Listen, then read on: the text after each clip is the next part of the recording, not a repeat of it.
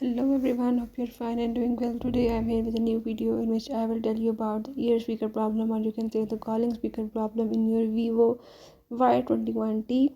But firstly, if you are new to the channel, do subscribe and press the bell icon so you can get the new videos. Now let's move toward today's topic. In this video I will explain about the ear speaker problem or the calling speaker problem in your Vivo Y21T. If it is not working or showing any issue of your calling speaker, you can solve it by the way as I'm showing in the video. Let's watch the video and follow the steps.